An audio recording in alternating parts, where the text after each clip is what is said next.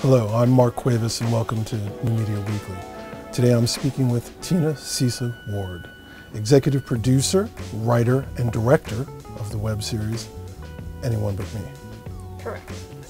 Thanks for joining us. You're welcome. Thanks for having me. So the first question is, tell me about your background. How did you arrive at being an executive producer and director for a web series?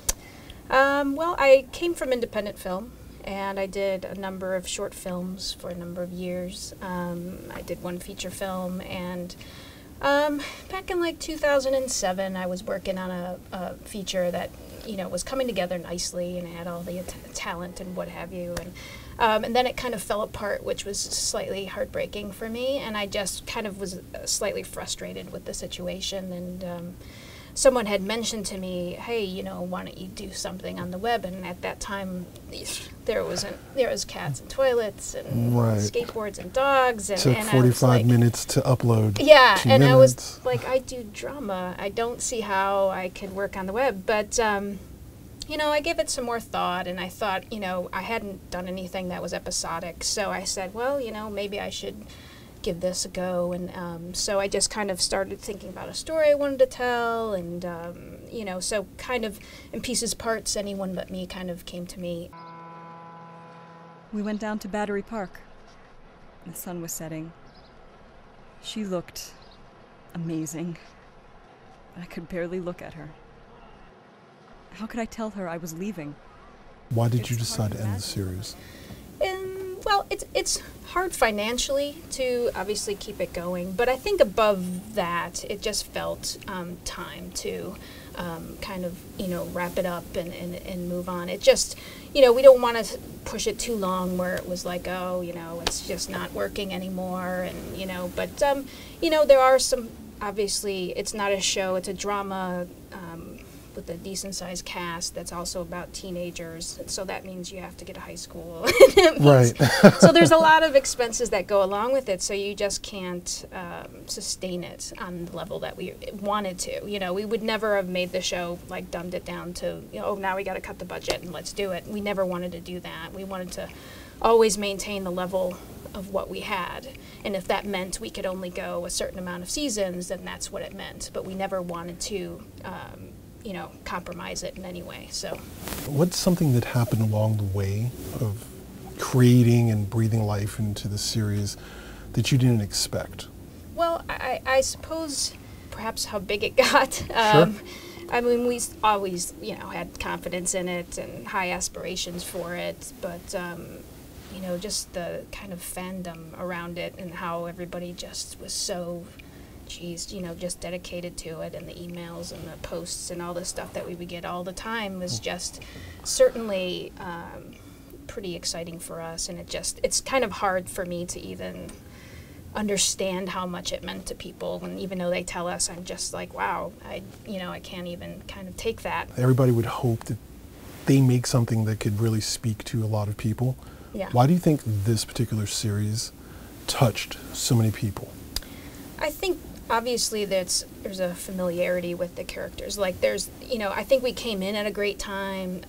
You know, there's not obviously a lot of stories and entertainment with lesbian lead characters. So at the time we came in, it was like, you know, South of Nowhere, which was this television show with teen lesbians, was ending, and the L Word was about to end. So it was like, oh, we have nothing to watch. And so we kind of scooted right in there. And I think that you filled the void. Yeah, we filled the void, but we also have very, the series has always been very grounded and been very, like, real. We've never been an issue show. We were never a show about, now we gotta talk about this, now we gotta talk about that.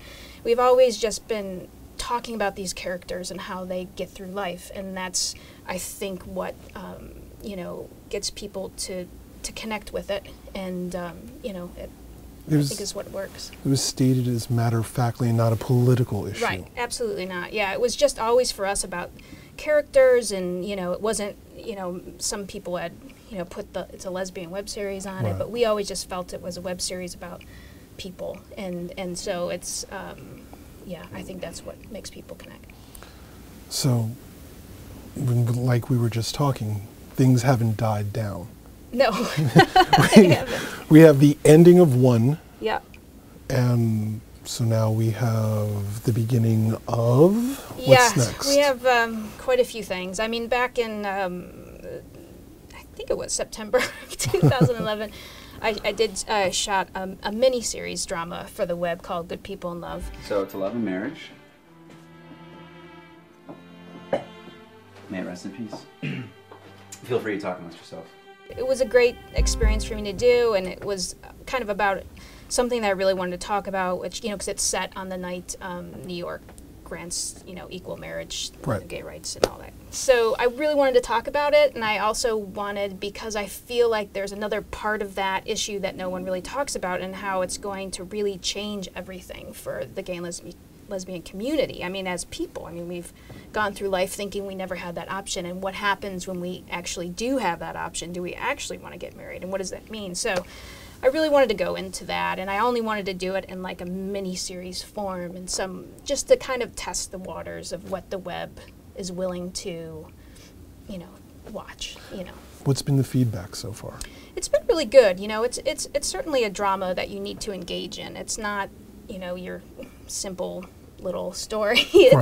It's you know, it's really hard hitting, and I wanted it to have more of those kind of classic, you know, elements that you saw more in the 70s of those dramas. I kind of love that era, and I kind of was trying to get back a little bit to my cinematic roots. So I really just wanted to make something that was just like, you know, let's not pull any punches. This is who these people are, and this are the issues, and so I was a little worried on how the web was going, you know, the audience out there was going to take it, because it's, you know, we grew up thinking, well, I should say we grew up as much as the web, but thinking that everybody just has short attention spans and they only want one-line jokes and all that other stuff. So it was fun to kind of see what the reaction would be, and it's been good. How do you choose your subjects?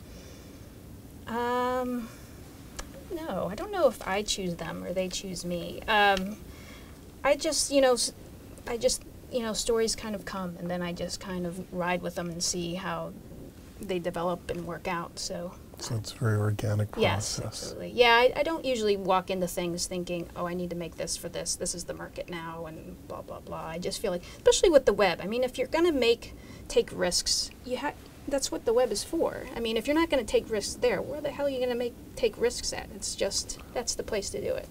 I would imagine that comes from a learning process. What has been the learning process for you? What have you learned as a producer and a writer in dealing with creating web-based content? Boy. I don't know. I feel like I always take the same approach to telling a story.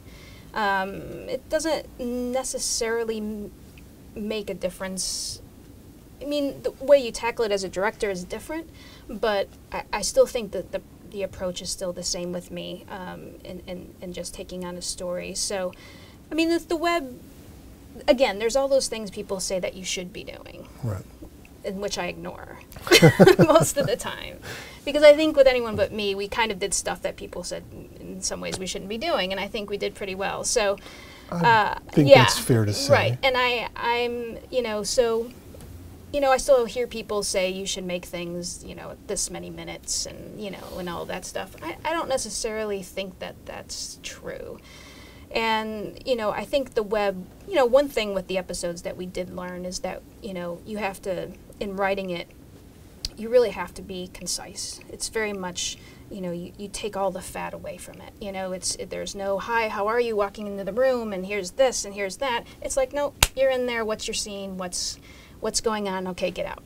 And that's kind of the biggest thing about the web, working on the web, is that you got to get to the point. And then you got to leave them wanting something more at the end of it.